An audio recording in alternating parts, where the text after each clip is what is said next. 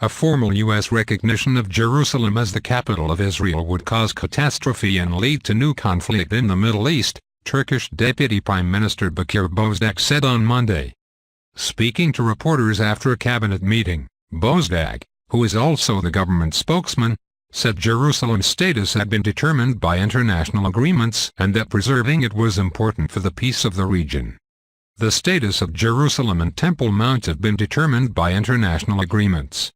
It is important to preserve Jerusalem's status for the sake of protecting peace in the region, Bozdag said. If another step is taken and this step is lifted, this will be a major catastrophe.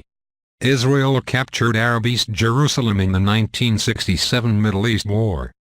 It later annexed it, declaring the whole of the city as its capital, a move not recognized internationally. Palestinians want Jerusalem as the capital of their future state. On Sunday, U.S. President Donald Trump's advisor and son-in-law said Trump had not yet made a decision on whether to formally recognize Jerusalem as Israel's capital, a move that would break with decades of U.S. policy. Past U.S. presidents have insisted that the status of Jerusalem, home to sites holy to the Jewish, Muslim and Christian religions, must be decided in negotiations. On Saturday, Turkish President Tayyip Erdogan held a phone call with Palestinian President Mahmoud Abbas in which they discussed the status of Jerusalem, sources in Erdogan's office said. The sources said Erdogan told Abbas that preserving the status of Jerusalem was important for all Muslim countries, adding that international laws and United Nations decisions should be followed on the issue.